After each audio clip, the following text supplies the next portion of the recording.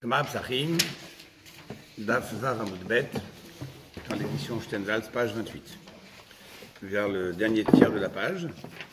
Donc nous avons étudié la semaine dernière les deux avis qui n'étaient pas d'accord sur le nombre de jours qu'on doit commencer à étudier les lois d'une fête. On a vu un avis qui disait 30 jours avant la fête, un qui disait 2 Shabbatot, et on a vu les avis de chacun, les preuves de chacun, et surtout on a vu aussi ce que chacun trouvait comme défaut dans la preuve de l'autre, pourquoi il ne tenait pas de sa faute, il ne tenait pas de sa preuve, je veux dire. Qui tient qu'il faut 2 Shabbatot, il a fallu faire des études entre des mots dans des psukim. On a pris le mot midbar, qui est dans tel passage de la Torah, le mot midbar, qui est dans un autre passage de la Torah, et on a appliqué la fameuse règle, une des 13 règles d'exégèse qui permet de décoder la Torah, ce qu'on appelle la Xera Shava. Donc midbar marqué ici, midbar marqué ici. Donc l'un m'a appris sur l'autre que c'était Rosh Chodesh. Et donc au final, on a démontré que Moshe Rabbeinu s'est adressé au peuple juif Rosh Chodesh pour leur annoncer qu'il fallait qu'ils fassent le Korban Pessah. Donc Rosh Chodesh, Pessah, 14 jours. Chacun sa preuve. Maintenant, la Gemara reste sur cette étude, on dit ok, chacun a son appui, mais ça a soulevé un problème général. Lequel? C'est que finalement, si vous vous rappelez, la semaine dernière, on avait donc utilisé 2 passages de la Torah, mais qui n'avaient pas été écrits dans l'ordre chronologique. Puisque lorsqu'on ouvre le 4e livre de la Torah, le livre de Bamidbar, on trouve en premier une mitzvah que Dieu a ordonné à Moshe Rabbeinu de compter les Juifs, c'est ça le début de Bamidbar, faire tous les comptes des tribus, et c'était Rosh Chodesh Iyar, Bechad la Chodesh Hasheni, par rapport à Nissan, Iyar c'est Sheni, et on arrive dans Béalotra, là on revient sur Rosh Chodesh Nissan, donc Nissan normalement c'est avant Iyar, mais finalement ça a été écrit après que Dieu a demandé à Moshe Rabbeinu d'ordonner au peuple juif de faire le Korban Pessah, donc c'est en Nissan. Donc pourquoi a priori la Torah a-t-elle choisi de marquer les choses pas dans l'ordre chronologique? Et d'où la question qu'on va retrouver dans le texte maintenant. Venir Tov. Alors, pour vous situer un peu dans le texte, on est à peu près à 2, 4, 6, 8, 10 lignes avant la fin de la page. Au milieu de la ligne, Venir Tov et Recha. C'est bon, comment trouver la ligne? Donc, Venir Tov. Donc, question générale de la Gemara. Donc, c'est-à-dire, on est sorti de la discussion entre les deux sages, chacun a mis ses preuves, etc. Maintenant, la Gemara dit, bon, a priori, ça soulève un problème. Venir Tov Berecha. Alors, on y va. Monsieur Baradès, c'est à vous. On commence par votre tour aujourd'hui. Alors, Nirtov, quelle racine d'après vous, Nirtov? Kotev, Ketub. C'est quoi le Ketub? C'est le Talmud Torah en Tunisie, c'est le Ketub. On apprend à écrire. Ketub, Kotev, écriture. Mirtav, une lettre.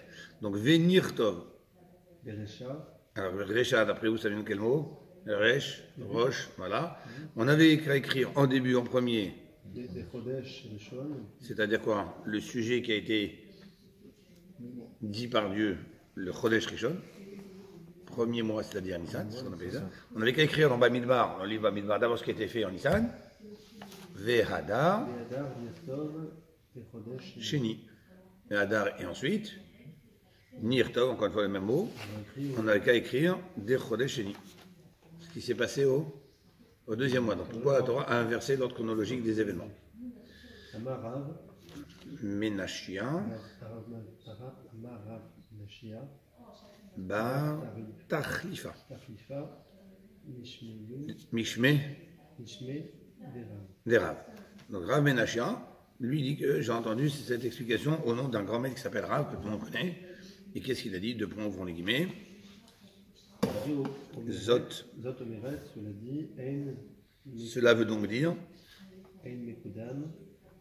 Alors, Mugdam, ça veut dire mot? Kodem. C'est quoi Kodem? Début. Kadima, quand on dit Kadima en hébreu? En avant, c'est-à-dire en avance. Mais Kodem, ça veut dire aussi avant, dans le sens d'être avant quelque chose. Donc, Zot Omeret, ce qui veut donc dire, la Torah a voulu nous montrer, En, c'est la négation, pas Mugdam, d'avant, ou Meuchar, et d'après, il n'y a pas d'avant et d'après dans la Torah. C'est-à-dire qu'il n'y a pas d'ordre chronologique dans le récit des événements. Qui dit cela? Ça, c'est Rav Menachia qui a pris ça au nom de Rav. La Torah fait exprès de ne pas s'imposer de dire les choses dans l'ordre dans lequel elles sont passées. Pourquoi? Une des grandes raisons, c'est parce que la Torah a voulu donner beaucoup d'enseignements par rapport à la juxtaposition de sujets entre eux. Pourquoi on a juxtaposé ce sujet avec l'autre pour t'apprendre que le même celui qu'avant, ça s'est passé de telle façon, alors celui d'après aussi. Pourquoi on a juxtaposé ça avec ça pour t'apprendre que... Donc si je m'impose un ordre chronologique, je ne peux pas te poser la question, pourquoi on a juxtaposé ces deux sujets? La réponse est toute simple, c'est parce que ça s'est passé dans l'ordre chronologique. Donc, du fait que la Torah choisit exprès donc, de ne pas se restreindre à l'ordre chronologique, pour permettre justement de juxtaposer des sujets entre eux qui n'ont pas été spécialement dit en même temps, mais le fait de les écrire l'un à la suite de l'autre, c'est là où je comprends qu'il y a une volonté de la Torah de les écrire l'un à côté de l'autre, parce que justement, un il doit apprendre sur l'autre. Mais globalement, ça reste chronologique.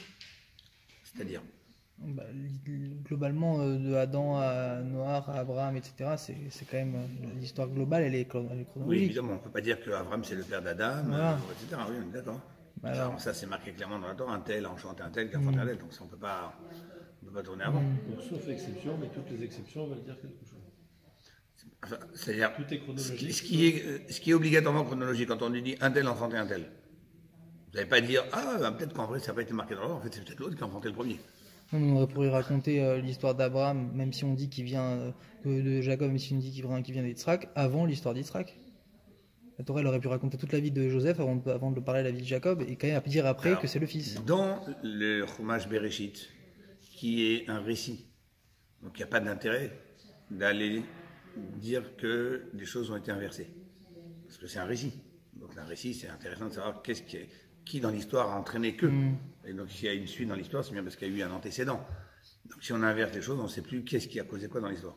Mais dans les lois elles-mêmes, la date où elles ont été énoncées, à quel moment Dieu l'a dit à Moshe Rabbeinu, va dire ça au peuple juif, voilà, on vient de voir, qu'on a mis au début de Bamidbar, ce que Dieu a dit à Moshe hier, avant, et on l'a écrit avant ce que Dieu avait déjà dit à Moshe en Nissan. On a attendu exprès. Donc.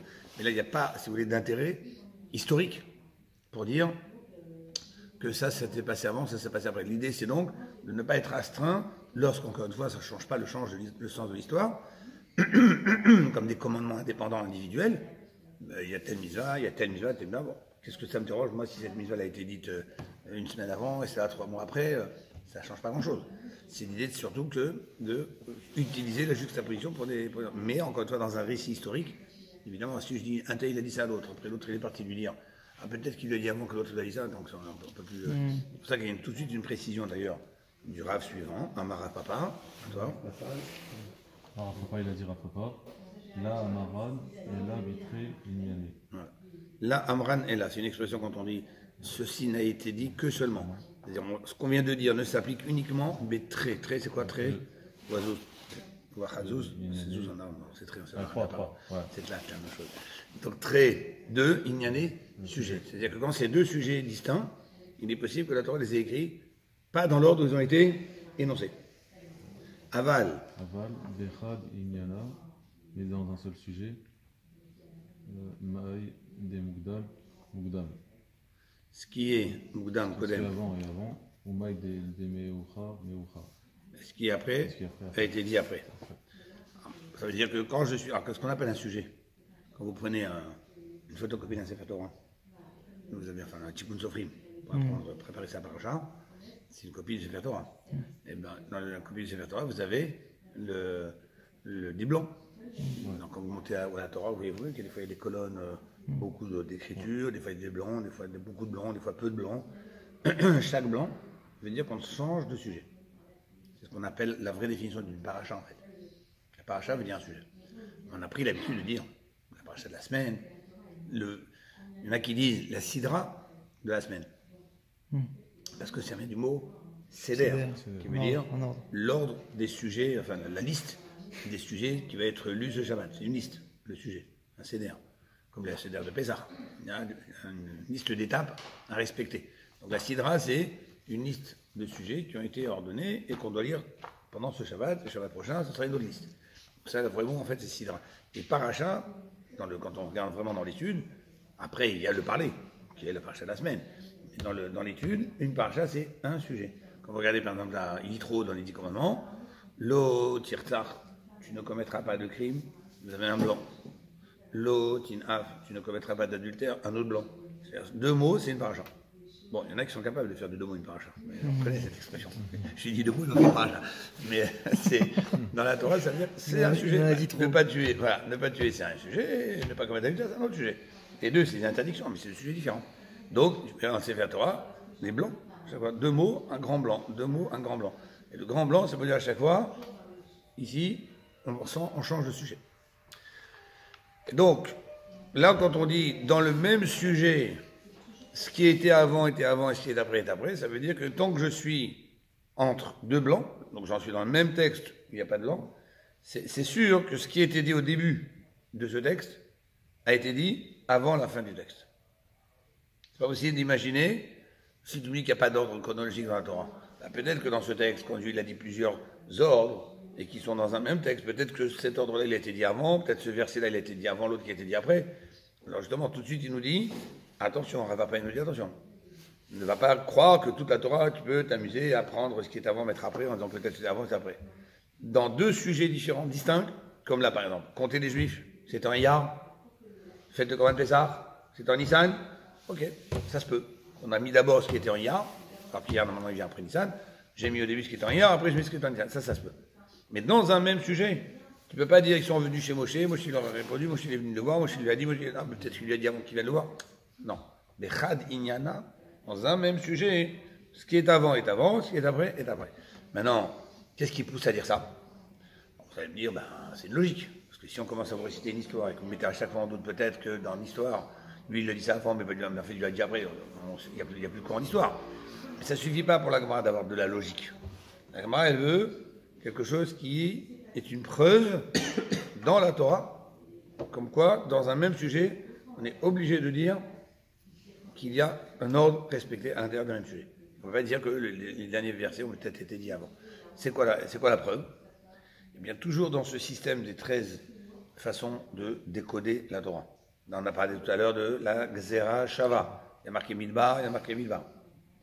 Il y a, parmi les 13 façons de décoder la Torah, il y en a un qui s'appelle, lorsque tu vois dans la Torah, que la Torah te parle de façon globale sur une mitzvah, puis après, la Torah te donne des détails, et puis la Torah te reparle de façon globale. Je vais donner un exemple, par exemple, ce qu'on appelle prat ou klal. Prat, ça veut dire détail. Pratim, ça veut dire des détails. Klal, ça veut dire une généralité. Regardez par exemple dans le passage de la mitzvah de rendre un objet qui a été égaré par son propriétaire.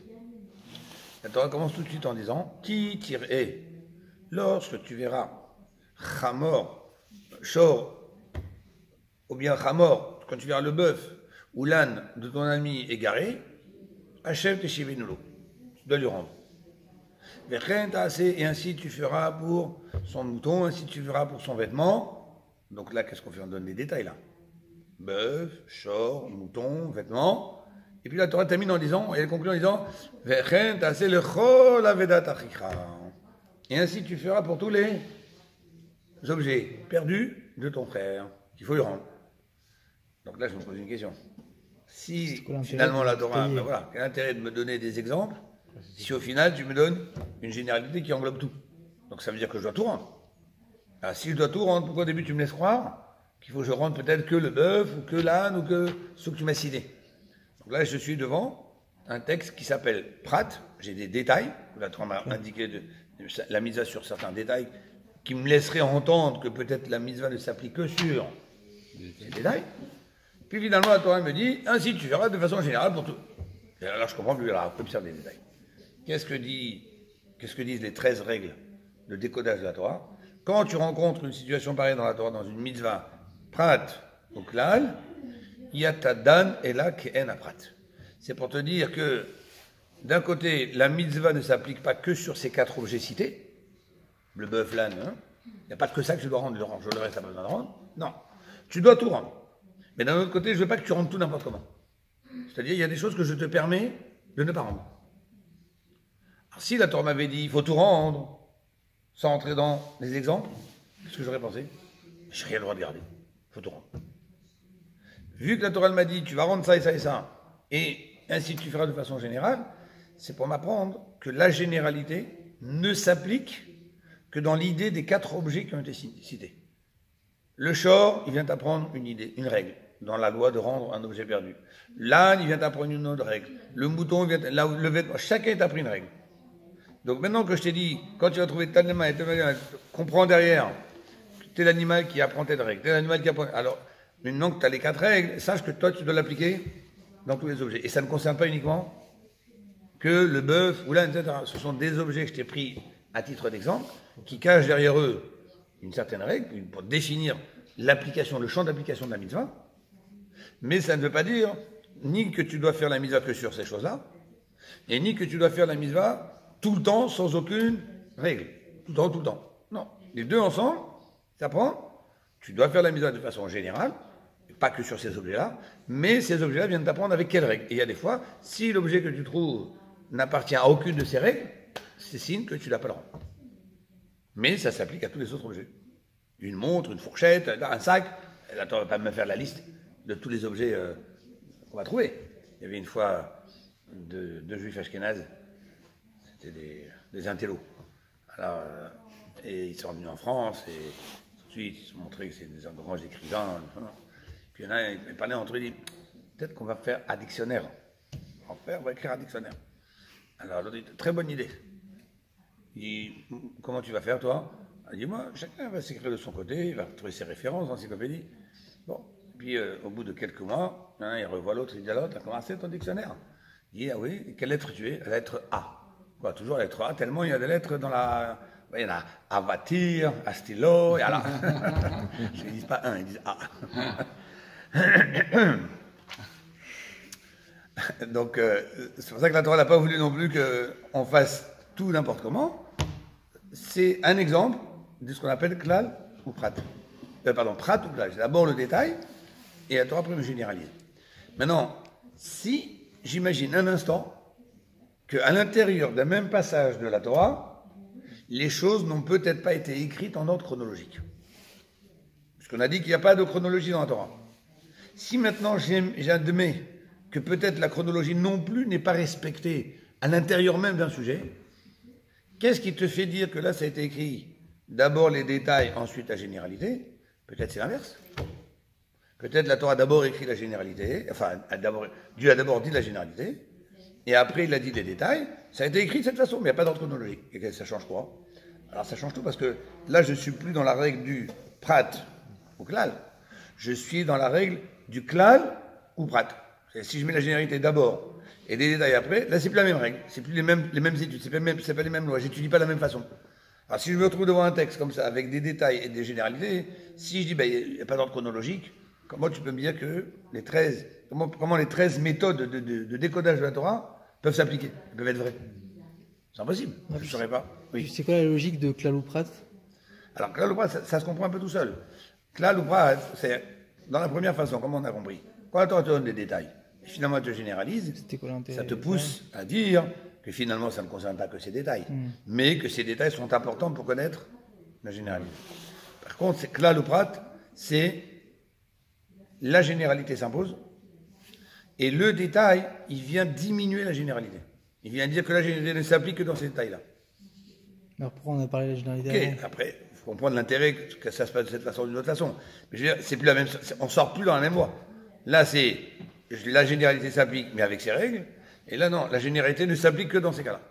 C'est-à-dire que le détail qui a été mis après la généralité, il est réducteur, dans le sens que la règle ne s'applique que comme ça. Alors pourquoi la Torah l'a donné, c'est d'abord de façon générale, c'est encore une autre explication, c'est une autre raison. Mais pour vous dire que on ne sort plus de la même voie. Donc si tu me dis qu'il n'y a pas d'ordre chronologique dans la Torah, tu es devant des détails et une généralité qui a été dit avant. Tu fais klal ou prat, tu fais prat ou klal. Et alors, quand on prend les dérivés des 39 travaux interdits Shabbat, ou quand on fait les Arba Avot, les Zikin, et qu'on a les dérivés, les Toladot, est-ce que c'est aussi un cas comme ça? Non, c'est pas des klal ou prat, là. Ce sont ce qu'on appelle des avot, c'est pas pareil. Avot et Toldot. Il n'y a pas là-bas de généralité. Le fait qu'on ait le droit de trouver des dérivés, c'était pas justement dans les psukim quelque chose qui était d'abord on avait Shor, etc. On trouvait des plus. Non, le dérivé était simplement dans l'idée de quelque chose qui s'apparente. La Torah m'a donné un exemple, mais il y a un animal qui vient et qui pousse un autre animal ou qui en corne. C'est-à-dire qu'ici, l'animal, il veut volontairement endommager. Donc, les dérivés, c'est quoi? Tout ce qu'un animal fera volontairement de vouloir endommager. Sauf que c'est pas écrit dans la Torah du tout. Là, c'est pas qu'on a la généralité Et le détail est écrit plus loin. Le détail n'est pas écrit. C'est simplement des dérivés de cet acte qui est un acte volontairement de vouloir faire du mal. C'est un exemple. Ouais. Donc, on n'est plus du tout dans la même idée là. Mais j'ai Là, l'impression- on parle des généralités écrites et détails écrits. J'ai l'impression que Klal suivi de Prat, ça nous donne le droit finalement de trouver des similaires au cas de détail. Dans le cas vous parlez des dommages, des bases de dommages qui sont citées dans la Torah, il n'y a pas la barque là. Voilà. Non. Et Il y a donc pas. on Il y a a pris que- le il y a droit que de... ce dommage. Ouais. Et que après, dans la façon dont la Torah décrit comment le dommage, par exemple, la Torah dit, Ah oui, on a vu les lorsque noms, quelqu'un enverra son animal pour paître dans le champ de l'autre.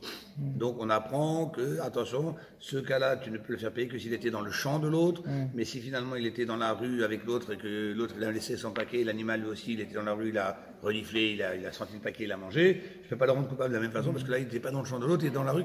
Mais ça c'est pas Klaloprat, c'est comment la Torah décrit le cas lui-même. C'est pas du tout la même chose. On avance. Donc c'est ça ce qu'il dit, vous voyez. Donc là, tout ce que je vous ai dit maintenant verbalement, c'est dans les mots. Ah pardon, j'ai une question. C'est les 13 principes, il y a 13 principes, c'est ça d'exégèse 13 règles. Ouais. Ouais, les 13 règles. Là, on dit justement que si on ne respecte pas l'autre dans une paracha, alors on voit qu'on ne peut plus faire klal ou prat, etc. Voilà. Mais ces règles-là, on les a de la Torah ou on les a par tradition orale? Par tradition orale. Donc il n'y a pas de psukim qui donnent le droit, qui ont défini ces règles-là. On trouve, par exemple, il y a dans les 13, il y a par exemple le Kalvachomer. On trouve dans la Torah des Kalvachomer. On trouve des fois que Dieu lui-même utilise un Kalvachomer, ou un sage, ou quelqu'un une personne importante de la Torah utilise un Kalvachomer. Rachid nous dit, voilà, ça c'est un des Kalvachomer qu'on trouve dans la Torah. Mais ça ne veut pas dire que la Torah, elle m'a dit. Alors je peux dire, vu que la Torah utilise un Kalvachomer, donc moi c'est un enseignement comme quoi je peux utiliser le Kalvachomer. Mais les autres, On n'a pas sur le du fait que ça part tout seul. C'est-à-dire du fait que la Torah me dit, voilà, si tu trouves tel et tel objet, tu rends. Et ainsi pour tous les autres objets, ben, je m'interpelle. Je me dis alors, on comprend la règle. Mais finalement, celui qui dit que dans les parachas c'est passé dans le bon ordre, ça aussi c'est une tradition orale. Si c'est pas dans le bon ordre, alors nos 13 principes ils sont pas applicables. Parce que je peux plus dire que ce verset il est avant. Donc alors, mais lui-même il a cet enseignement de loi orale. Vous voyez, donc je comprends pas votre question. Encore une fois. il est en train de dire chaque paracha respecte un ordre chronologique. Parce que si c'était pas le cas, Tu comment peux je peux pas savoir appliquer la si règle voilà. que cette règle-là, on l'a depuis Moshe Rabbeinu. Voilà. Mais aussi la règle que la paracha est dans l'ordre, on l'a aussi depuis Moshe Rabbeinu. Non? Mais d'où la preuve. Ah, La preuve, c'est ouais. parce qu'on a ces règles-là, c'est pour ça qu'on l'est. Ah oui, d'accord. Oui, c'est pas que Moshe Rabbeinu est venu nous dire, attention, dans une paracha, c'est Ah, dans on n'a l'ordre. pas besoin en fait. C'est pas besoin. Du fait qu'il m'a donné 13 règles, Ah, d'accord. Merci.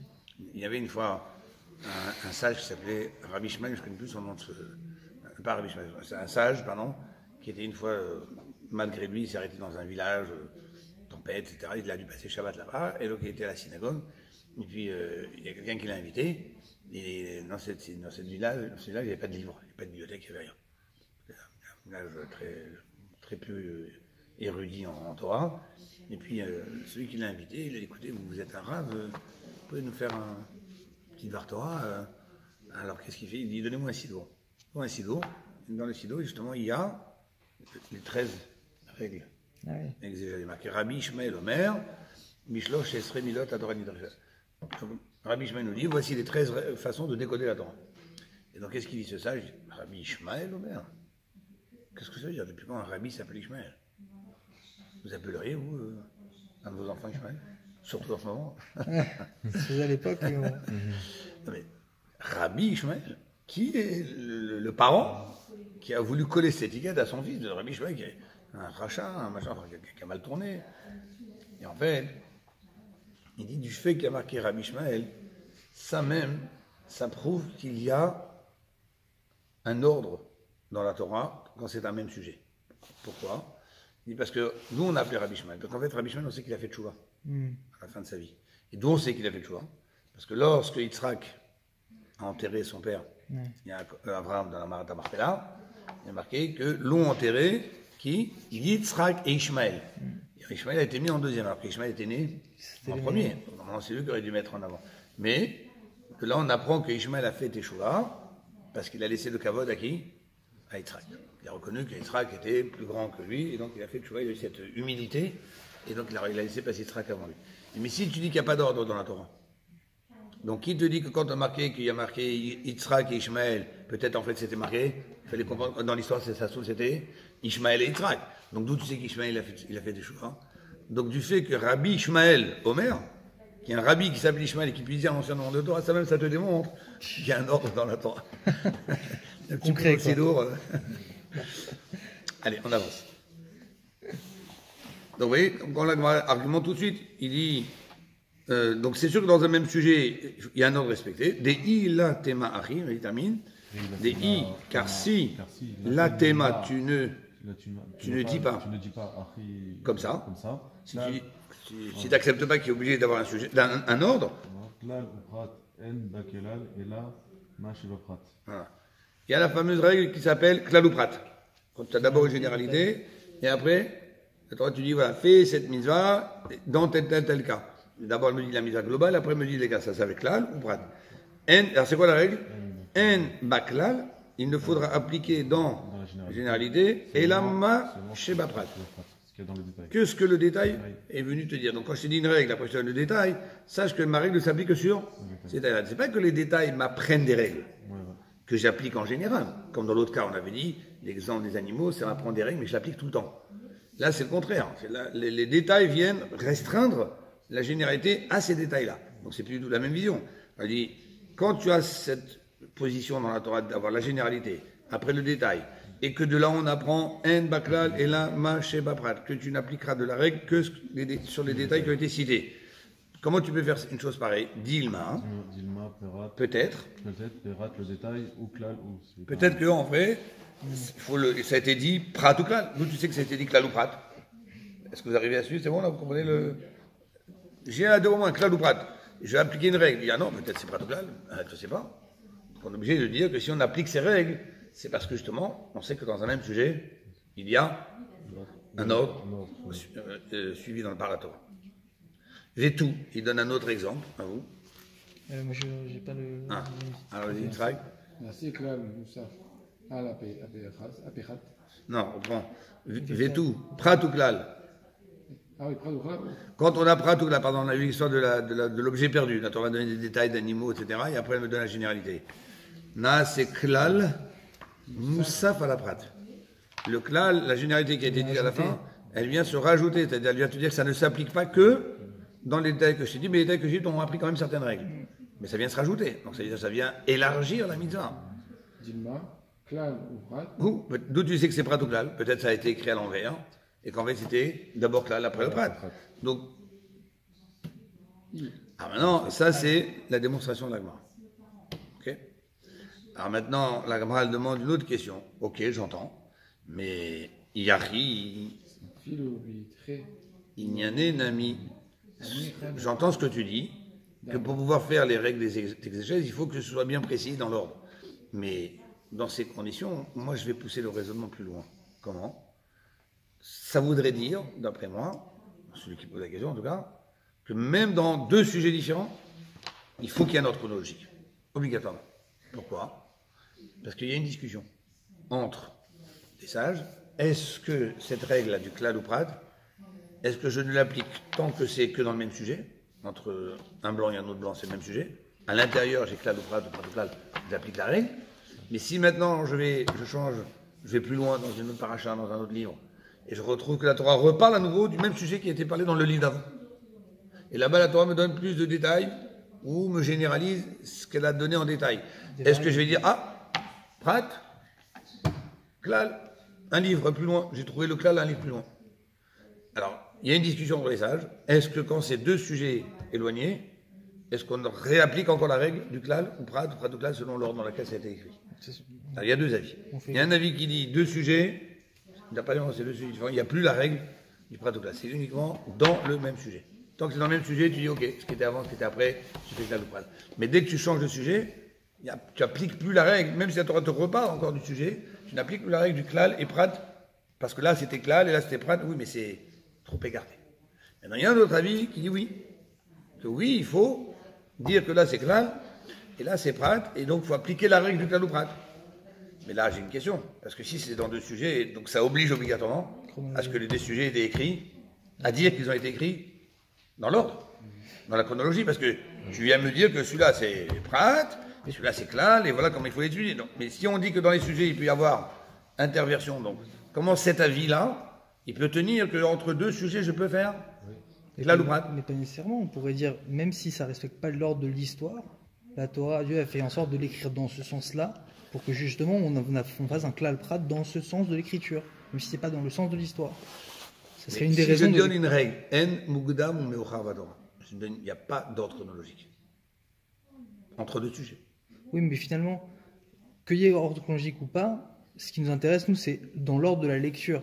Si dans l'ordre de la lecture, je rencontre une généralité suivie d'un détail, même si un, il s'est passé 50 ans avant l'autre, c'est pas ça qui m'intéresse. Ce qui m'intéresse, c'est pourquoi c'est écrit dans ce sens-là. Je peux apprendre klal ou prat, klal ou prat. Non, j'ai peut-être une autre raison pourquoi la Torah a voulu, comme là on a dit par exemple pourquoi ça a été juxtaposé deux sujets pour t'apprendre telle et telle chose. Peut-être que là, à ce moment-là, la Torah a voulu le mettre après pour le juxtaposer avec un autre sujet. Et donc, c'est ça qui a pris la priorité pour mettre ce sujet-là, mais ça se trouve, il a été dit avant. Oui, mais des fois, dans un passouk, on peut apprendre deux choses. Mais moi, je ne peux pas, à ce moment-là, dire, je l'ai juxtaposé, et donc, sous-entendu, il n'y a pas d'ordre chronologique. C'est pour ça que je me permets de juxtaposer des sujets qui, parfois, n'ont pas été en rapport directement. Et d'un côté, tu me dis, oui, mais c'est klal ou prat, ça ne marche pas. C'est l'un ou l'autre. Pour faire klal ou prat, ça veut dire il faut que je dis qu'il y a un ordre qui a été respecté. Et quand je dis, là, c'est la juxtaposition qui a pris le dessus pour m'apprendre une autre chose, donc par en dessous, je suis en train de dire, il n'y a pas d'ordre. Ça ne peut pas être les deux en même temps. Je comprends pas pourquoi. Parce que comment vous voulez juxtaposer des sujets qui ne sont pas arrivés en même temps? Mais dire en même temps, il y a un ordre. Mais en fait, moi, j'ai l'impression qu'on n'a pas besoin de l'ordre chronologique. C'est-à-dire qu'on n'est plus en train de voir un récit. Qu'est-ce qui s'est passé avant? On est en train de lire la parole divine et on voit que Dieu il a décidé de mettre ce passouk, ce verset avant celui-là. Mais pour quelle raison? Parce que celui-là c'est une généralité, celui-là c'est un cas. Et peut-être c'est une autre détail. raison. Et en Et l'occurrence. peut-être c'est pour juxtaposer l'autre, mais pas du tout pour faire klal ou prat avec l'autre. Oui, mais vu que c'est dans cet ordre-là, on apprend oui cet enseignement-là et oui aussi klal ou prat. non. On Parce apprend qu'à tout partir du moment où je ne sais pas pour quelle raison Dieu l'a mis comme ça. Est-ce qu'il a donné juste la priorité au fait de vouloir le juxtaposer avec un autre, quitte à ne pas respecter l'ordre? Ou bien non. Mais moi j'ai déjà appris. La Torah m'a déjà montré qu'il n'y a pas d'ordre. Puisque m'a mis d'abord Iyar et après Nissan. Qu'est-ce que je fais avec ça alors? Bah, si dans Iyar il y avait un klal et dans Nissan il y avait un prat, dans l'ordre de la lecture, j'aurais en Mais plus il appris. n'y a pas de klal ou prat, c'est deux sujets différents. Un c'est contre les juifs et l'autre c'est le ça fait de se faire répond pas tout au ça. jeu. Ouais. Donc c'est pourquoi la Torah fait ça? Bah là en l'occurrence il n'y a pas de klal ou prat, mais là j'apprends autre chose. Ah parce que s'il n'y a pas d'ordre chronologique. Ben voilà. Ah oui. Comment vous allez savoir à chaque fois c'est laquelle? Ah. Oui. Vous ne savez pas si c'est l'ordre chronologique qui a primé ici ou bien si c'est la juxtaposition qui a primé ici par rapport à un intérêt quelconque. Ok. Donc c'est pour ça que la Gemara pose la question. Ici c'est tellement important, tu dis qu'il faut qu'on puisse faire la règle du klal ou prat, et il faut donc bien que ce soit ordonné. Betré Nyané Nami, normalement, on devrait trouver même entre deux sujets un ordre chronologique obligatoire. Alors, pourquoi? Il explique. Anicha, les mains de Amaitra, à la rigueur, Les mains d'Amar, selon la vie qui dit, donc on passe à la page 29, klal ou prat, Ameruchakin, c'est quoi rachok en hébreu? Loin. Loin. Donc un klal et un prat, Meruchakin, éloignés l'un de l'autre, tu trouves un dans une paracha, l'autre dans une autre paracha, En danin, En danin oto, to, bichlal, ou on ne lui applique pas la règle, éclate. on ne l'applique pas. En danin, din, on n'applique pas la règle du klal ou prat. On dit non, même s'il y a un klal et s'il y a un prat, oui, mais ça n'a pas rapport. Non. Ok? Ça, c'est un avis. Shapir. Là, ça va bien. Qu'est-ce qui va bien? Je peux accepter qu'entre deux sujets, il n'y ait pas d'ordre chronologique, puisque de toute façon, je ne ferai pas la règle du klal ou prat, d'après lui. Et là, les mains d'Amar, Danin, ma'ika, les mais mêmes. Mais celui qui dit que même lorsqu'ils sont éloignés, ah, là, t'as un klal, là, t'as un prat, donc tu fais la règle du klal ou prat ou l'inverse. Mais on vient de dire qu'entre deux sujets, il n'y a pas d'ordre chronologique. Donc, qui t'a dit que là, c'est klal et là, c'est prat? Qui t'a dit que c'était dans cet ordre? Afilou les mains. Alors, réponse, maintenant. On va te dire, tu sais quoi, qu'est-ce qu'il va te répondre cet avis?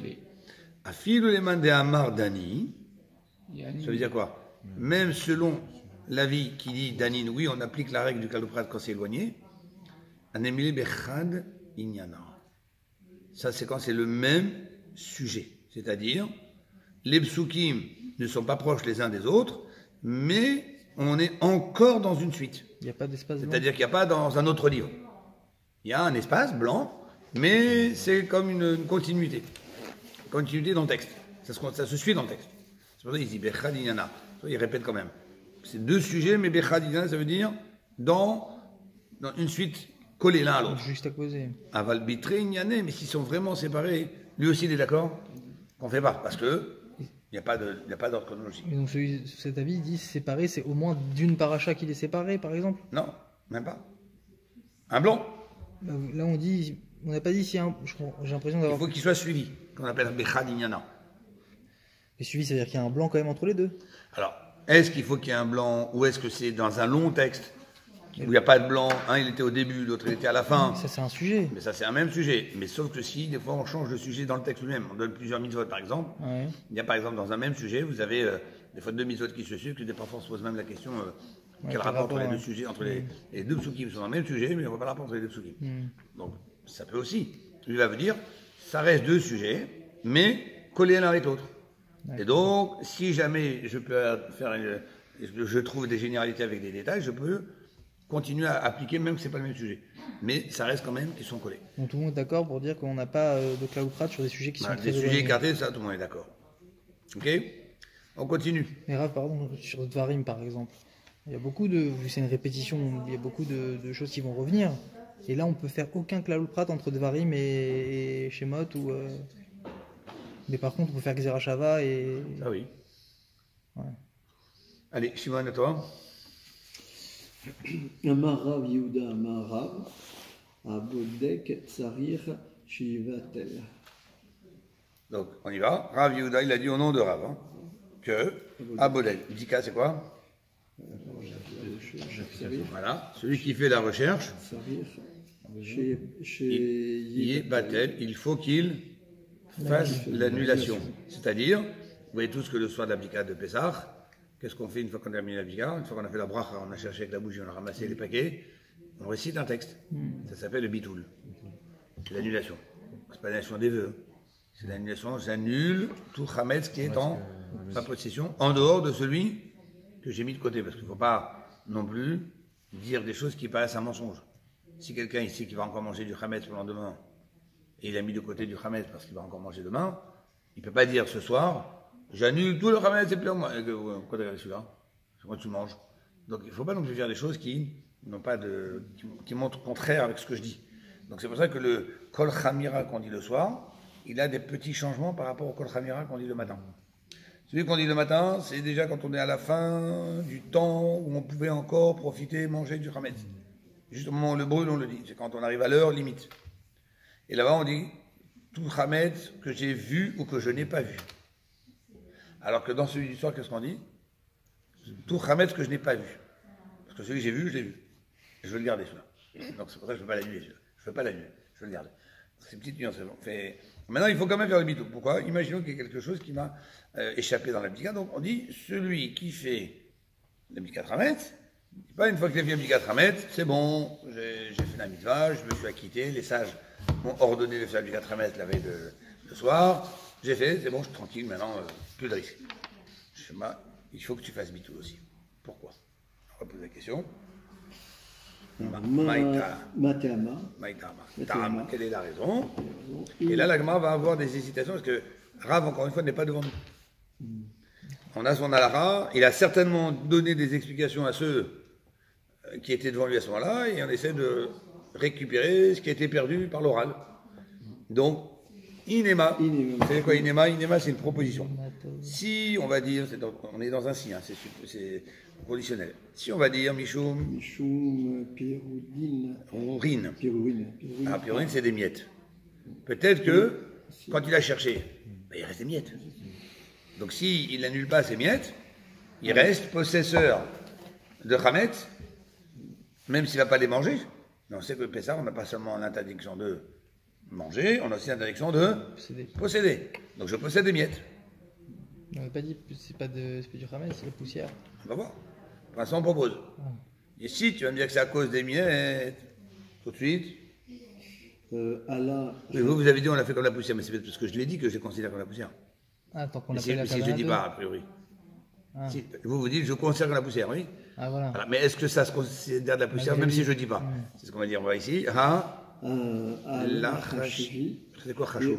Chachivi, voilà. Chachouv, c'est important. Donc, chachivé, les miettes ne sont pas, la chachivé, ne sont pas importantes. La chachouv. Donc, c'est-à-dire, ne me dis pas que c'est à cause des miettes qu'il faut annuler le chametz, parce que de peur qu'il me reste des miettes, c'est pas considéré, ça s'annule tout seul. De par le fait qu'on les considère même pas, qu'on n'en veut pas, qu'on va pas les ramasser pour les manger. Donc, je reviens sur ma question. Ah, pourquoi je dois faire l'annulation? Si c'est pas à cause des miettes, alors. Parce que c'est Autre c'est proposition. un risque. Hein? On a un risque de trouver Quel? quelque chose, de trouver quelque chose qu'on n'aurait pas. Ah, mais pour l'instant, on ne parle pas des miettes. Là-bas, si on. On arrive, alors c'est autre chose. Véchi, Théma. Et Alors, Véchi. Et si, Théma, si tu vas dire une autre proposition. Kevan de Minitar les ou agav bété. Alors, on va essayer de retrouver tous les mots ici. Mintar. Mintar, vous connaissez le mot Netoré Karta? Vous avez entendu parler de ces gens-là bizarres un peu, non? Extrémistes. Netoré Karta. Bon, je ne sais pas s'ils sont de gauche ou de droite, mais enfin, ils sont extrémistes. C'est ultra orthodoxe. Netoré Karta, c'est quoi le nom?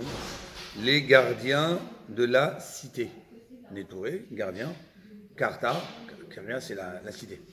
Eux, ils se disent, nous sommes les gardiens qui garantissons la pureté, la spiritualité, la Kedusha, parce que sinon, regardez, il y a n'importe quoi ce qui se passe dans les rues, c'est une catastrophe, allez voir ce qui se passe à Tel Aviv, nous, Yerushalayim, touche pas, c'est cadeau. Donc, ce qui veut dire que les gens n'ont pas accès à ces miettes. Ok? Donc, vu que quand tu fermes ta maison, pour garder d'autres choses, en même temps, ces miettes se retrouvent aussi gardées, enfermées, donc quelque part, malgré toi, tu leur donnes une importance. Ok, j'ai pas fermé ma maison pour les miettes. Avec des miettes, je vais pas fermer ma maison. Mais vu que tu fermes ta maison pour d'autres choses et qu'en même temps les miettes se trouvent gardées, ben, ça veut dire que tu leur donnes une importance. Automatiquement, elles sont importantes. Parce que pas n'importe qui veut venir les prendre, pas n'importe quel animal qui va rentrer les prendre, ta maison est fermée. Donc quelque part, les miettes se retrouvent gardées. Donc se retrouvent être importantes malgré toi. Ce serait une proposition. Rit et Massit, tu vas me dire, reprenons les mots, troisième ligne. Kevan, puisque des mintar les ou, il les garde, mais qui c'est? Justement, les miettes. Agav, bété, en même temps que sa maison, puisqu'il ferme sa maison, donc il garde aussi les miettes, même si c'est pas pour ça qu'il ferme sa maison. Chachivé, donc, elles deviennent considérées, elles sont gardées. Une chose que tu gardes. Si toi tu donnes l'importance à quelque chose, par exemple, on voit dans les lois de Shabbat, pour chaque interdiction, il y a une mesure. Par exemple, j'ai pas le droit d'écrire. Si je fais un trait, est-ce que je dis après la Torah, je suis coupable? Non. Il faut écrire 2 lettres qui construisent un mot. Si quelqu'un il va brûler quelque chose, quelqu'un il va, dans chaque chose qu'il va faire, il va y avoir une mesure. C'est toutes les mlachot, tous les travaux de Shabbat, il y a des mesures pour dire que d'après la Torah c'est interdit. Après, il y a ce que les chachamim ont rajouté pour éloigner les gens de la faute. Maintenant, si quelqu'un, il va porter dehors quelque chose d'infime, quoi, dans sa poche, il a un grain de blé. Il a eu des grains de blé dans sa poche, il a vidé sa poche, il y avait un grain de blé. Finalement, il s'aperçoit que dans la route, il met dans sa poche comme ça, il a froid, et il touche un grain de blé. Ah, c'est important ou c'est pas important? Ça compte ou ça compte pas? Une fois qu'on l'a vu, oui. Mais en soi, c'est un grain de blé, c'est qu'un grain de blé. Mais une fois qu'il est. Oui.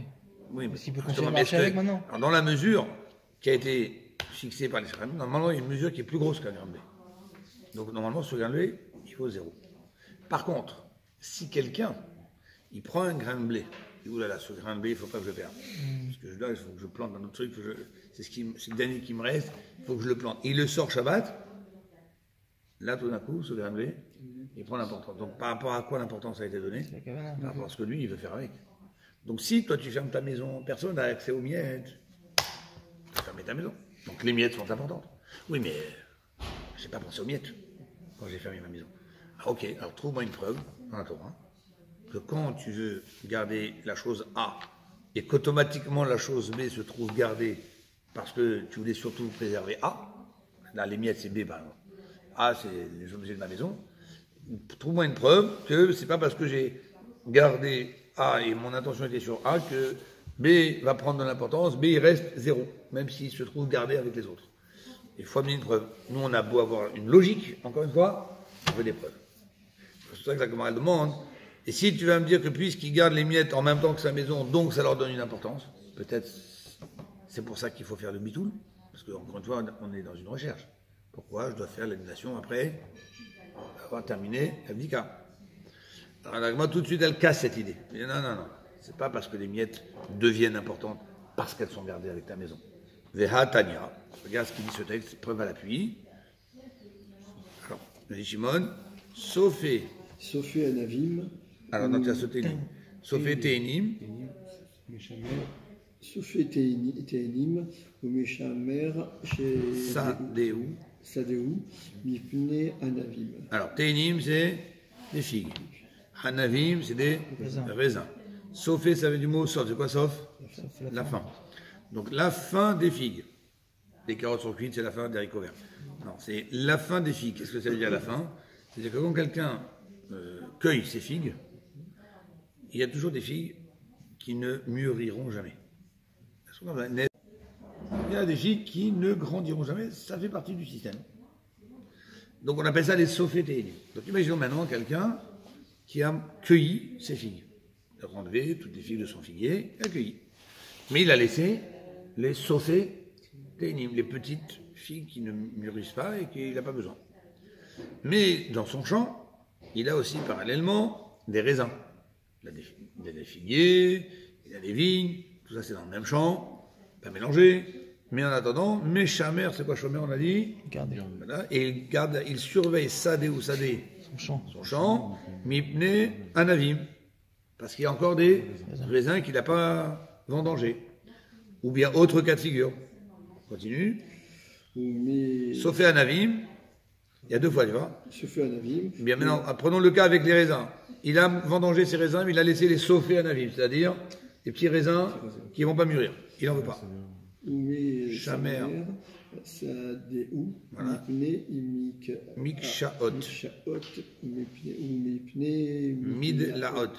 Mais il continue à surveiller son champ, donc il a vendangé son champ, il a sa vigne, il a laissé des petits raisins qui ne mûrissent pas, mais il continue quand même à fermer son champ et à le surveiller pour les Mikshaot et Midlaot, pour les concombres et les courges qui sont encore en train de pousser aussi, encore dans une autre partie du champ.